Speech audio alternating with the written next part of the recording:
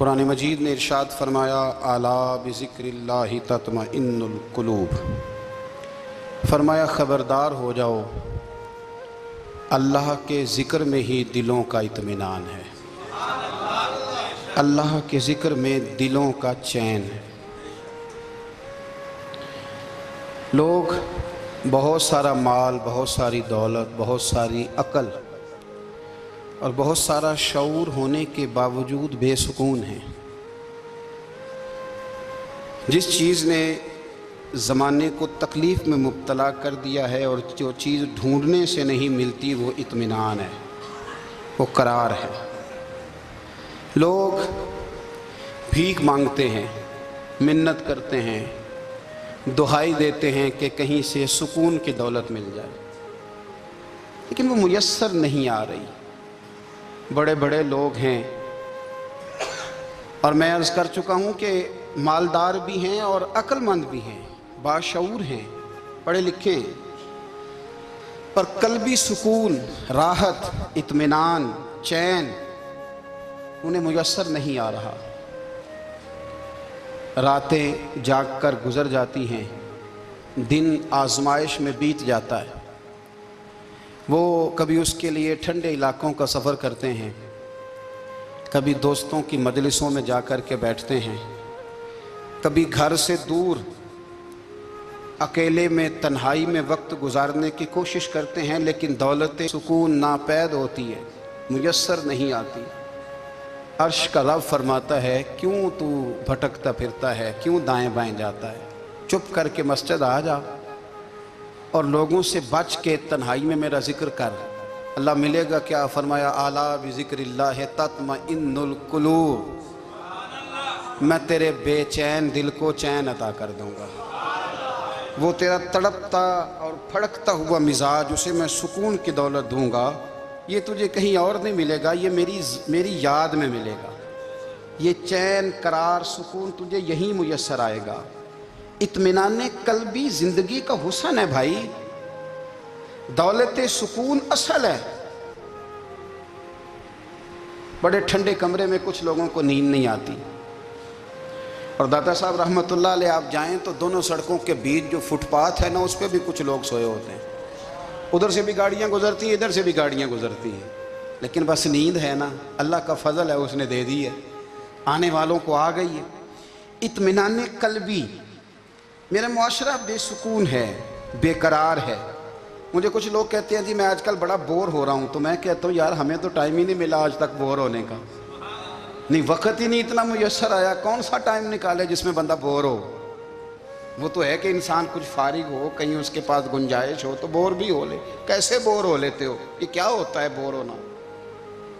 زندگی میں اتنا وقت ہی کہاں ہے کہ انسان بور ہوتا پھرے اور یہ تصور بناتا پھرے کہ میں بڑی آزمائش میں ہوں تو میں بڑے بور ہو رہا ہوں، تو میں بڑی تکلیف میں ہوں۔ تو وقت بہت زیادہ ہے ہمارے پاس، لا یعنی کاموں میں ضائع بڑا ہوتا ہے، تو ہم بور ہوتے ہیں، پریشان ہوتے ہیں۔ اللہ فرماتے ہیں یہ جو میری یاد ہے نا، لیکن اس کا بھی ایک طریقہ ہے یاد کا، اس طریقے سے اگر میرے رسول کریم علیہ السلام نے فرمایا اللہ کا ذکر اس طرح کرنا کہ دیکھنے والا تمہیں دیوانہ سمجھے،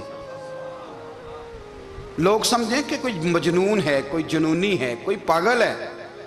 یہاں اللہ تعالیٰ معاف کرے، آپ ذکر کی مجلس چھیڑیں، آپ نعت شریف کی مجلس چھیڑیں تو بہت سارے لوگ پروفیسر بن جاتے ہیں، وہ ساری نہیں ہلاتے، ان کی زبان ہی حرکت میں نہیں آتی۔ حالانکہ رب کریم کا ذکر اس طرح کرو کہ دیکھنے والا تمہیں دیوانہ سمجھے، کہیں اور کھونے کی ضرورت ہی نہیں۔ میرے حبیب گویا ہمیں فرماتے ہیں تو رب کے ذکر میں اس طرح کھو جا کہ تجھے دنیا کا خیال ہی نہ رہے، تجھے پھر دنیا کی ہوش نہ رہے۔ لیکن اگر نماز میں بھی خیال غیر آئے، ذکر میں بھی توجہ کہیں اور ہو، زندگی میں وہ عجیب لمحہ تھا، وہ میرے ساتھ تھا اور میں تنہا تھا۔ اگر ماحول یہ ہو کہ آپ کہیں جسم کے ساتھ تو موجود ہوں، روح موجود نہ ہو، تو پھر لذت ذکر بھی میسر نہیں آتی، پھر کیف نہیں حاصل ہوتا۔ یاد رکھیں کہ اس طرح کھو کے رب کی یاد کہاں سے کیف آئے؟ الجھ ہی پڑا گئے ہیں۔ وہ مستی، وہ سرور، وہ کیف جو اللہ کے ذکر میں ہوتا تھا، جو کبھی مرشد کامل کے سامنے بیٹھ کر لوگ اللہ اللہ کرتے تھے تو لگتا یہ تھا کہ یہ یہاں ہیں ہی نہیں، یہ تو کہیں اور چلے گئے ہیں، یہاں موجود ہی نہیں۔ لیکن اب وہ موج نہیں، وہ شوق نہیں، وہ درد نہیں، وہ ذیل نہیں۔ اقبال تڑپ کے کہا کرتے تھے خرد کی گتھیاں سلجھا چکا ہوں، یا رب مجھے صاحب جنوں کر دے۔ اللہ مہربانی فرما، وہ کیفیت دے، وہ سرور دے۔ زندگی میں اگر اطمینان چاہتے ہو تو کبھی کبھی سب کچھ بھول کے نا تو مست ہو جایا کرو رب کی یاد میں۔ کبھی کبھی چھوڑ دیں دنیا، چھوڑیں یار موبائل، کسی وقت کریں اس کو بند، چھوڑیں اس بات کا خیال کہ فلانے نے سلوٹ کیا ہے کہ نہیں کی، چھوڑیں۔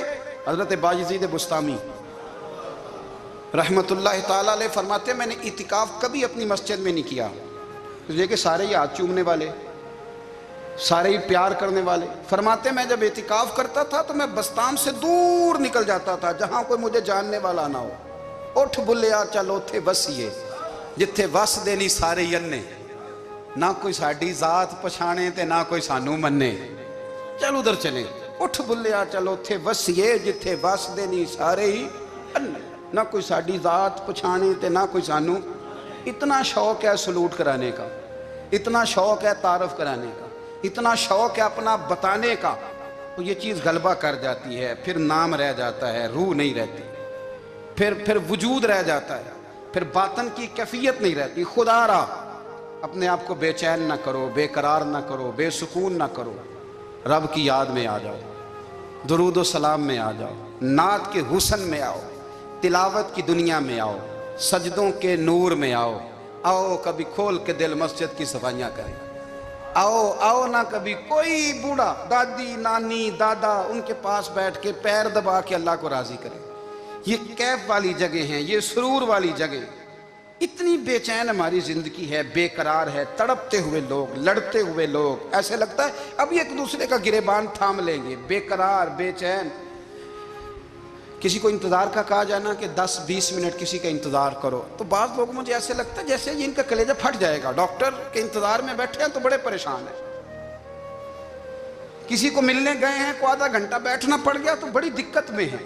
اپنے آپ کو سکون دیں۔ آپ یقین کریں بڑا مزہ آتا ہے کبھی کسی کا انتظار کرنا پڑے تو 2-4 تسبیح درود شریف پڑھی جاتی ہے، یعنی ذوق بن جاتا ہے کہ چلو اللہ نے موقع دیا ہے کوئی سرکار کو یاد کر لیں، تنہائی مل گئی۔ ہمارا مزاج جس سختی کا شکار ہے وہ سختی آہستہ آہستہ ہمیں زیادہ آزمائش میں ڈال گئی۔ تو میرے بھائی زندگی میں اطمینان حسن ہے، اور وہ سب سے زیادہ اللہ کی یاد میں ملتا ہے، وہ سب سے زیادہ رب کریم کے ذکر میں۔ سب سے زیادہ جو چاہتا ہے نا دل ٹھنڈا رہے، زبان میٹھی رہے، وہ مدینے والے محبوب پہ درود و سلام پڑھا کرے، وہ حضور پہ درود و سلام پڑھا کرے، زبان میٹھی رہے گی۔ میرا ذاتی تجربہ ہے کہ جو آدمی اپنے اخلاق سنوارنا چاہے وہ حضور پہ درود شریف پڑھے، جو اپنے اخلاق سنوارنا چاہے، طبیعت کو ٹھنڈا رکھنا چاہے، وہ درود شریف پڑھے، اس کا دل سکون میں آئے گا۔ کچھ کام اور ہیں زندگی میں اطمینان کے لیے، ان کا ہونا بھی بڑا ضروری ہے۔ سب سے پہلے اگر آپ چاہتے ہیں نا زندگی میں سکون ہو تو حقیقتوں کا سامنا کرنا سیکھیں۔ آپ جو ہیں وہ رہنا سیکھیں، جو آپ نہیں ہیں وہ بننے کی کوشش نہ کریں۔ حقیقت کا سامنا کرو گے تو زندگی اطمینان میں آ جائے گی۔ ہم نے نا بہانے بنا لیے ہیں، ہیلے بنا لیے، جھوٹ کے سہارے اپنے آپ کو اونچا کر لیا۔ ایک آدمی سے کہا جاتا ہے تو رشوت نہ لے، تو کہتا ہے میں غریبوں سے نہیں لیتا۔ تو میرا سوال یہ ہے کہ امیروں کا حساب لینے کی اللہ نے تیری ڈیوٹی لگائی ہے، تیرے ذمہ لگایا ہے کہ تو امیروں کا حساب کر، تمہیں کیا ضرورت پڑی ہے؟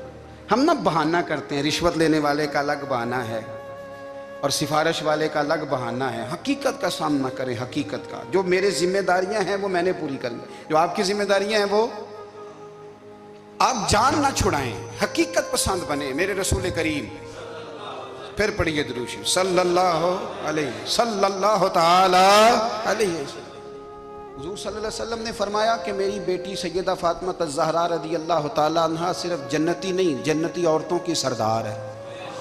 لیکن حضور نے یہ بھی فرمایا کہ فاطمہ یہ خیال رکھنا اگر اللہ نے حساب پوچھا تو حساب تم نے خود دینا ہے۔ حقیقت کی طرف توجہ کرائی حضور نے، وہ صرف جنتی نہیں، جنتی عورتوں کی سردار ہیں، پر حقیقت کی جانب توجہ۔ میں حقیقت یہ ہے کہ اگر مالک نے حساب پوچھا تو اس کی تیاری بھی کرنی ہے۔ دیکھیں نا ہمیں کچھ یقین نہیں، اللہ معاف کرے کہ ہمارا حساب کیسا ہوگا، لیکن کتنے آزاد ہیں؟ یعنی بڑی دلیری سے بندے کہتے ہیں فجر نہیں پڑھتا جی، 3 پڑھتا ہوں جی، عشاء رہ جاتی ہے جی، کپڑے صاف، بڑی دلیری سے. اور سیدہ فاطمہ الزہرا نے ساری رات مصلی باز رکھا ہے، حالانکہ انہیں یقین تھا کہ رب مجھے بغیر حساب کتاب جنت دے گا. حقیقت کا سامنا کریں. جو حقوق آپ کے ہیں وہ آپ نے ادا کرنے ہیں، جو ذمہ داریاں ہیں وہ ذمہ داریاں ہیں. دیکھیں نا، حضرت موسیٰ کلیم اللہ علیہ السلام کے پاس اسرائیل روح نکالنے آئے تو حضرت موسیٰ نے تھپڑ مارا، آنکھ نکال دی. واپس گئے، اللہ انہوں نے تو جلال فرمایا ہے، کہا موسیٰ علیہ السلام سے کہیے بیل کی پشت پر ہاتھ رکھیں، جتنے بال ان کے دست مبارک کے نیچے آئیں گے اتنے 1000 سال ان کی عمر بڑھا دی جائے گی. یعنی میرے کان میں کوئی بتا دے کہ جناب 60 سال بڑھ گئی، یا آپ کے کان میں کوئی کہہ دے تو خوشی ہوتی ہے کہ نہیں؟ لیکن یہ حقیقت پسندی نہیں، اس لیے کہ 60 بھی گزر جائیں گے، 70 بھی، یہ حقیقت نہیں. حضرت موسیٰ کلیم، چلے میں مثال دیتا ہوں، سمجھ لے 10 بال، حالانکہ بہت زیادہ آتے ہوں گے، 10 بال اگر حضرت موسیٰ کے ہاتھ کے نیچے آئے تو 10,000 سال تو عمر بڑھ گئی نا. 10 یعنی 10 سال نہیں، 10 100 نہیں، 10 بہت زیادہ تھی نا. حضرت موسیٰ کلیم اللہ علیہ السلام سے آ کے عرض کیا گیا حضور بیل کی پشت پر ہاتھ رکھیں، جتنے آپ کے ہاتھ کے نیچے بال آئیں گے اتنے 1000 سال عمر بڑھ جائے گی. تو حضرت موسیٰ نے حقیقت پسندی والی بات کی، فرمایا پھر کیا ہوگا؟ 10,000 سال کے بعد پھر کیا ہوگا؟ کہا حضور جانا تو پھر بھی ہے. فرمایا پھر ابھی چلتے ہیں. اگر جانا ہے نا، جانا ہے تو پھر، اگر جانا ہے تو پھر ابھی. اور سجنوں اگر نماز پڑھنی ہے تو ابھی کیوں نہیں؟ اگر داڑھی رکھنی ہے تو پھر رمضان کا انتظار کیوں کریں؟ ابھی کیوں نہیں؟ اگر سچ بولنا ہے تو پھر، اگر رزق حلال کھانا ہے تو پھر انتظار کا ہے گا. حقیقت ہوتی ہے، بہانہ ہوتا ہے. حقیقت چھپ نہیں سکتی بناوٹ کے اصولوں سے، کیونکہ خوشبو آ نہیں سکتی کبھی کاغذ کے پھولوں سے. یہ بات یاد رکھیں. اگر جانا ہے تو حضرت کلیم فرمانے لگے پھر 10,000 سال کے بعد بھی جانا ہے تو آج بھی. ہمیں بے قراری زندگی میں اس لیے کہ ہم حقیقت پسند نہیں، ہم بہانوں میں، ہم ہواؤں میں جیتے ہیں، ہواؤں میں، خیالات میں زندگی گزارتے ہیں. بڑا ٹائم پڑا ہے. مثلاً کتنا میرے رسول کریم صلی اللہ تعالیٰ علیہ وآلہ وسلم نے ایک دن صحابہ سے فرمایا تمہیں حیا نہیں آتی؟ حضور کیا ہوا؟ فرمایا وہ والے مکان بناتے ہو جن میں تم رہ نہیں سکتے، وہ والا مال جمع کرتے ہو جو کھا نہیں سکتے، حیا نہیں آتی؟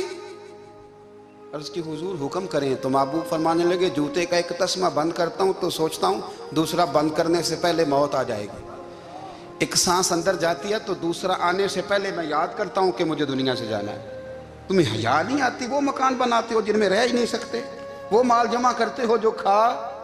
حقیقت پسند نہیں بھائی. ہم بہت سارے لوگ ہیں بڑی باتیں سناتے ہیں، بڑی، میں کہتا ہوں اصل میں نا زیادہ باتیں سنا کے نا بیچارہ اپنے آپ کو مطمئن کرنا چاہتا ہے.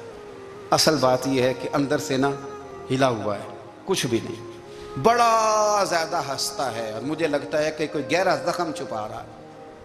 اس لیے ملمہ سازی. حقیقت پسند بنو، حقیقت پسند. یاد رکھنا من ترک صلاۃ متعمدا فقد کفر.